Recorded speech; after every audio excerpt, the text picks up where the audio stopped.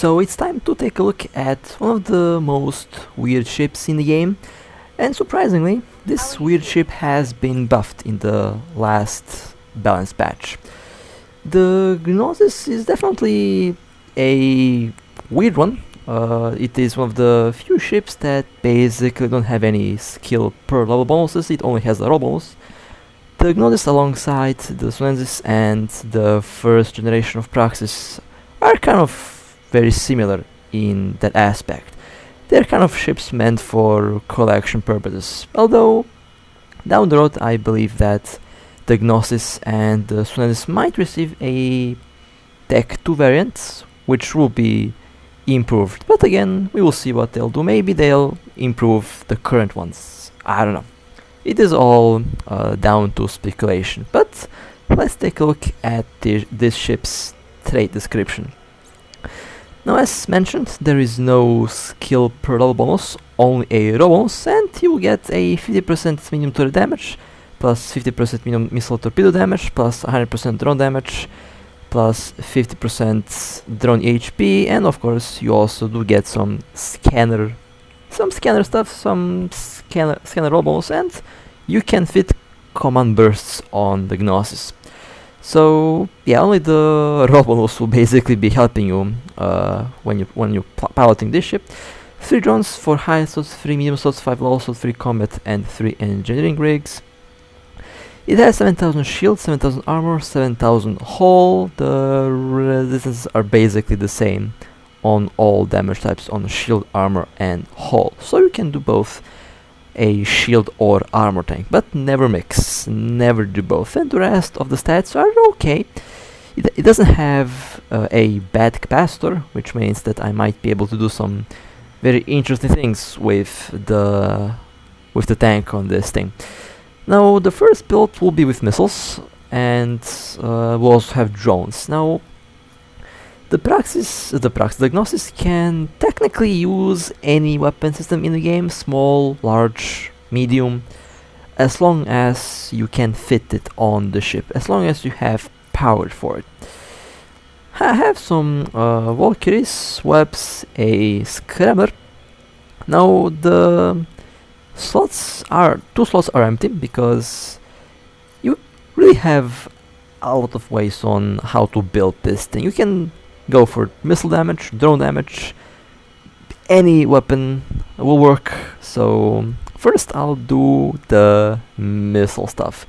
Now for maximum possible DPS, I would definitely use loading bay accelerators, which will enhance the paper DPS. Of course, we are talking about missiles.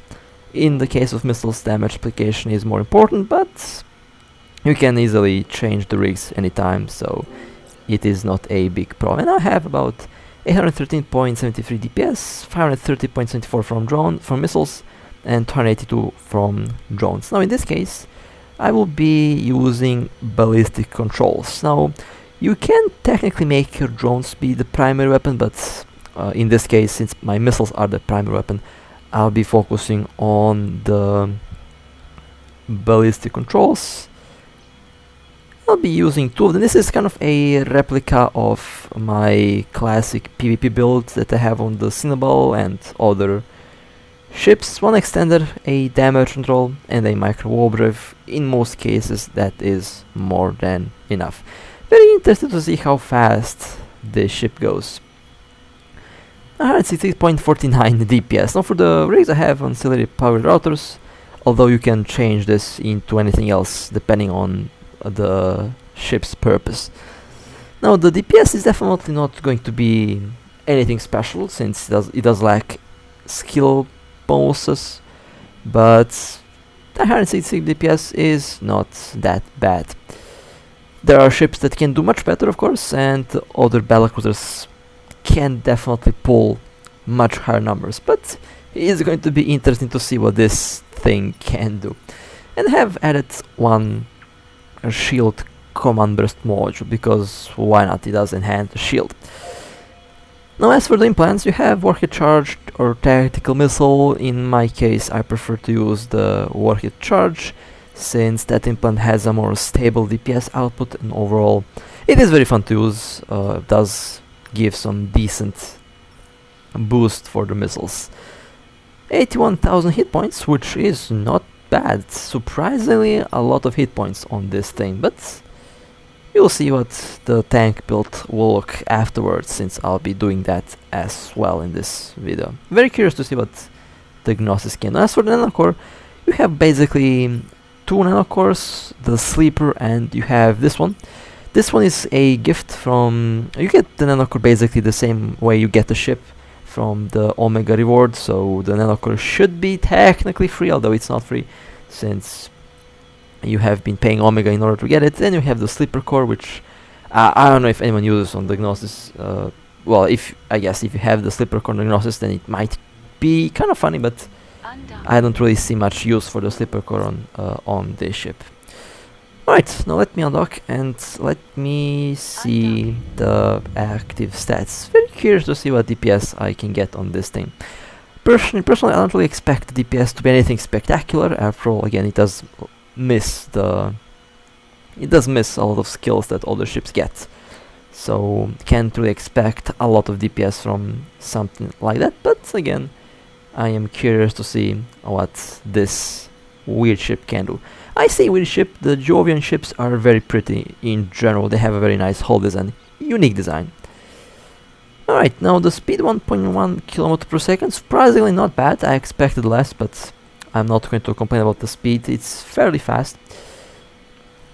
The capacitor does do a good job, and overall the DPS is still the same. That's because I haven't used the implant yet. Well, not bad. Now when I activate the command burst module, it technically will add more hit points. Now it has 86,000 hit points, 40% shield resistance on all damage types with the damage control active. That goes to 257,000 hit points and 80% resistance on the shield, which is not bad. Kinda nice that it's not all balanced out, so you have equal defense against all damage types, but the DPS 1.1 thousand, okay, with one ballistic control 1.3 thousand DPS, and with the second one it is 1.5 thousand DPS with rapid missiles. That's actually not that bad, I would say. Should slap frigates if they decide to get close, and I think it should technically do some damage to some cruisers and battlecruisers. Overall, kind of a weird ship. So yeah, now with the torpedo launchers, the DPS will be significantly higher, but your overall range is going to be lower, and the damage application on smaller ships is going to be reduced, but it should do quite a bit of damage to medium-sized ships like cruisers and battlecruisers. And of course, I have to mention destroyers. It should also kill them as well. But the short range is probably going to be a problem. But let's see the maximum DPS that you can get on this thing. Now when I turn off the implant, it is 1151.95 DPS, which is again okay. 1.6 thousand with the explosive missiles with 37 seconds left. Alright, fair enough. Yes, I'll just wait for a couple seconds for the cooldown to finish, and then we can take a look. 2239.64 is the maximum DPS output with the torpedo launchers or heavy assault missiles. Not bad, pretty decent DPS output. Now this is a Troll build, has 4 large rapid missiles. They're good against small and medium-sized targets. This thing has power to fit them. They are Mark 7 rapid missiles, and overall this build is quite cheap. 1100 DPS is not bad, and the large rapid missiles seem to be performing okay, and I have basically maxed out the power grid on this ship. 100% power grid used. I'm pretty happy with this current build. Kind of a troll build, but also kind of funny. It still has 67,000 hit points and does have a fair amount of shield left with the triple loading bay accelerator rig setup. Let me undock and let me show you the active. Let me show the maximum DPS output with these missiles. The rapid missiles, the large rapid missiles are good because you get extra range and they still slap really hard. So kind of funny that you can do something like this. And this is the only large weapon system that you can fit on the Gnosis. The other ones don't fit because it doesn't have power for them. But you can fit missiles, and that is, I would say, more than enough. 144.57 DPS when the implant is off. When the implant is on, it is 1109.97. 517.29 meters per second is the afterburner speed. It is definitely on the slower side with the afterburner. Definitely a micro warp drive recommended, but you know, any speed is good speed, so I'm not going to complain. 72,000 hit points with the burst module active, and you also have the damage control. 213,000 hit points, 80% resistance, not bad. We'll hold out quite a bit during the damage activation time, which is going to help out quite a bit in PvP. 1,209, and with the second ballistic control active, 1,493.97 DPS with large rapid missiles on a Battlecruiser. Not bad, not bad. Pretty interesting how this seems to fit and seems to work somehow. Well then, that will be the troll build that I kind of wanted to do with the Gnosis. I haven't seen a Gnosis with large missiles yet, but maybe down the road from tomorrow, or you know, the day after, maybe we'll see them. I don't know. Now you can also do a autocannon build with the Gnosis with autocannons, and in this case I will swap the rigs into the cannon burst rigs. Should be quite interesting with the barrage implant. If you have a high level barrage implant, the same idea can work with a kite long range Gnosis with artillery cannons, which should technically be able to hit up to 100 kilometers, but again, it all depends on the build and the level of the barrage or snipe implant that you have. I'll just fit 2 gyro stabilizers, and then I am going to be swapping the implant to the barrage implant. Very curious to see how much DPS it can get. Now the DPS from the barrage implant isn't as important as the DPS from the other implant, because the barrage can easily be countered. Although for that you have to have a good build, but you know, we all know the situation in the game right now. There are not many good builds out there, so no, not a big surprise that the barrage implant is really good at what it's being used at. And now I can also fit a large extender. I will do that. Interesting how you can fit a large extender on this thing. Yeah, of course you can fit instead of the afterburner, fit a micro wardrobe. This is something that I think I'll forget. Yeah, I definitely forgot that. So instead of the afterburner, fit a micro wardrobe, since you know, with that build, a micro wardrobe is definitely the way to go. And I'll be using the barrage implant in this case. Okay, well, everything seems to be in place. I'll just add one more general unit to simulate my own build. This is kind of the same general unit layout that I have on my own barrage implant that I use on Macariel, Celos and other ships. So far it's been working really well. Excellent success rate and flawless performance. So no problems with it whatsoever. Works really well. Alright, and now let me show you the maximum DPS. It will be probably crazy since it's a barrage implant we're talking about, and the barrage implant does kind of inflate your DPS more than it actually applies because of the cybernetics. That DPS that you will see is nice, but half of it is not going to be shown because 3,443.41 DPS. Actually, it might be. Now it's 4,167.40, and with the second one the DPS is 4,110.94 DPS. Yeah, that's quite a bit of DPS for a Battlecruiser, with no skills of course, and as you can see, there we go. It spits out the bullets so fast the server can't really pick them all up, and it kind of leads to damage loss. That's why with the high-level barrage implant you should go with artillery cannons, because then you can actually slap and you can apply the DPS to the fullest. Now let me changed the rigs again, and I think I have railguns now, so you can do a railgun build easily on this Jovian Battlecruiser.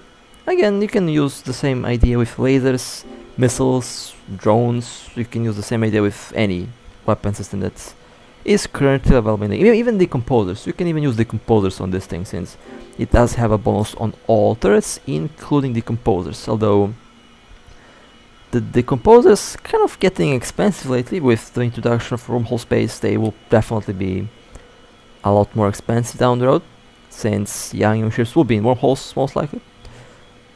And now I'll just add 2 magnetic field stabilizers, and then the build is complete.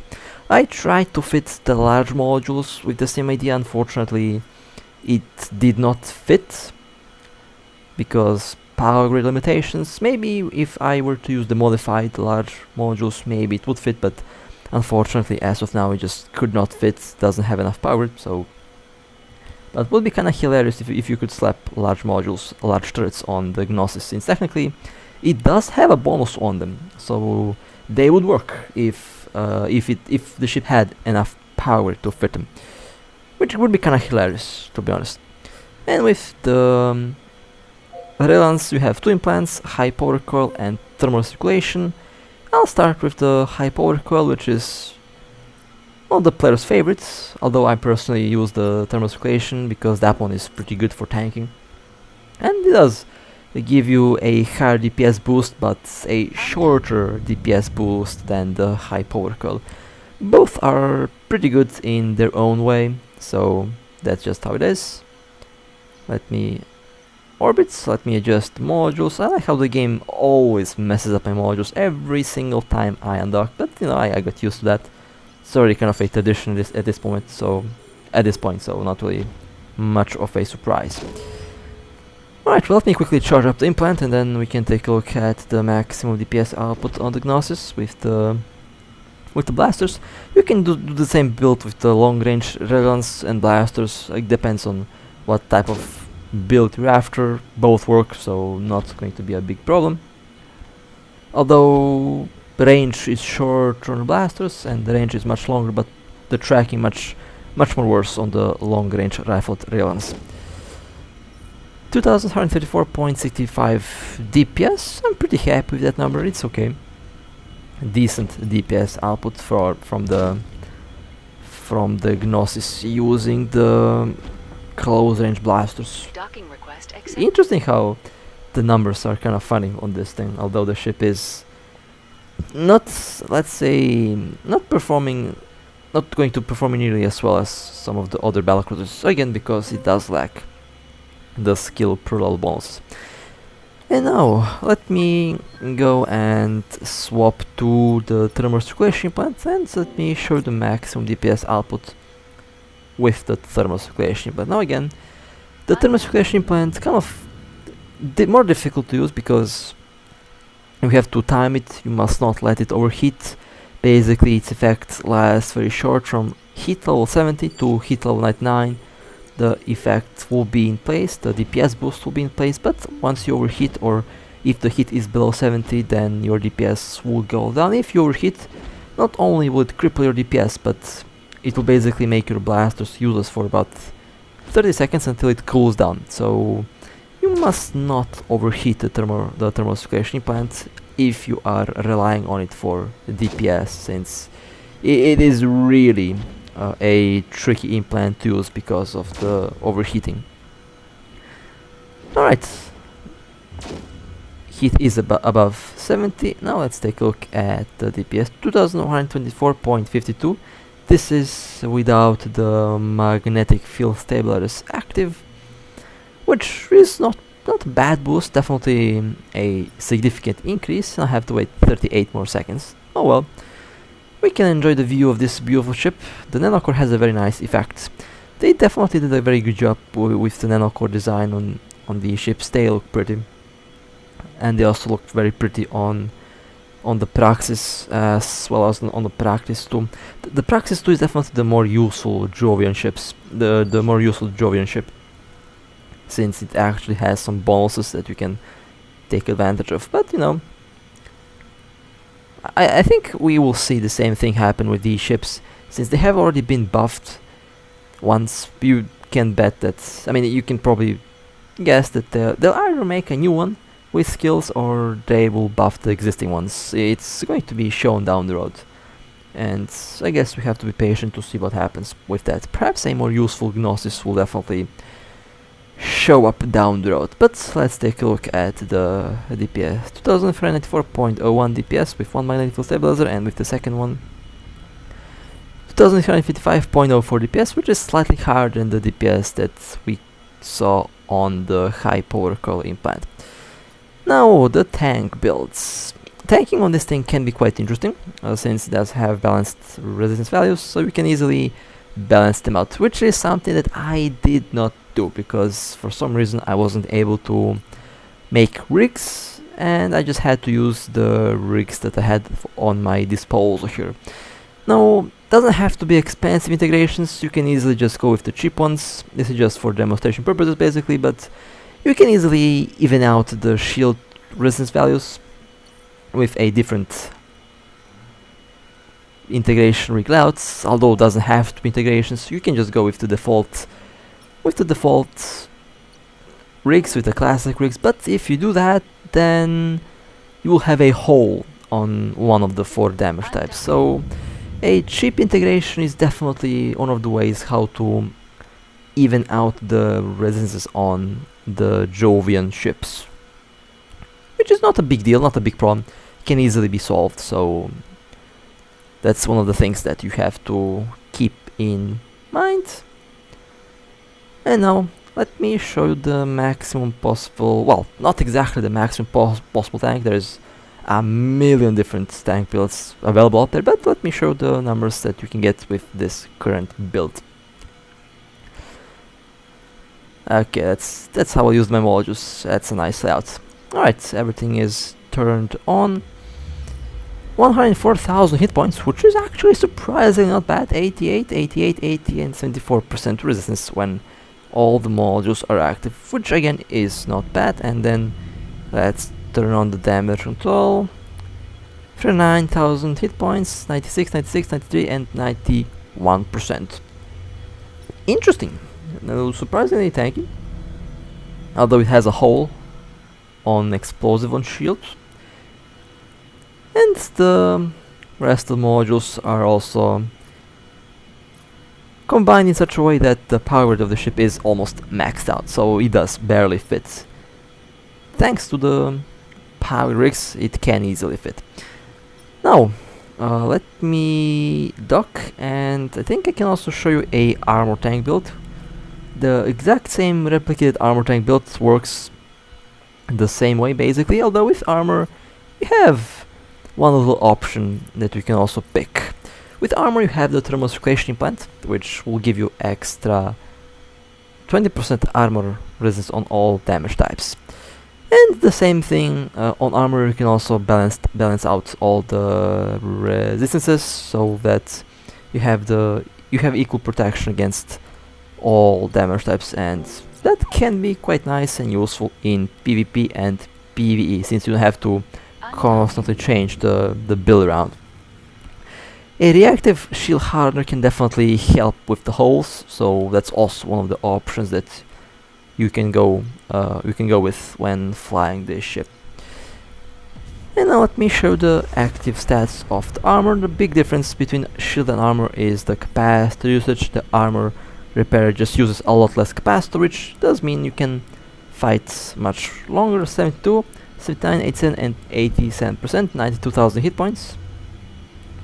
And with the damage control active, the tank is 274,000 hit points, 90, 93, 95 and 95% resistance, which is not bad.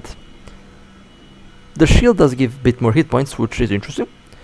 But let me see if I can fix that with the thermal circulation plant, which I'll be equipping, and I will be... I think it should be a pretty good boost. Extra 20% armor resistance is going to be very nice. You should immediately notice a big difference upon basically equipping the implant, 67,000 hit points, 51, 63, 77 and 77%. Not bad, not bad at all. Now let me undock and let me show you the active stats of the Gnosis with a armor tank build.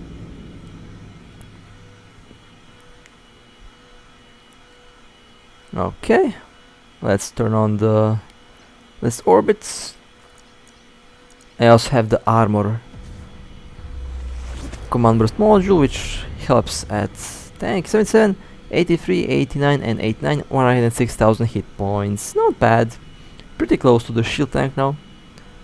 And overall I'm very happy with the tank so far. It can be quite tanky, although it is still, I think if I were to use the same thing on some of the other Battlecruisers, I might get about the same numbers. I think the Prophecy can be quite tanky as well. I mean, the Prophecy does have a bonus on armor resistance, so that's gonna be fun to check out at one point. And with the damage control active, we have about 314,000 hit points, 92, 94, 96 and 96%, which is pretty good.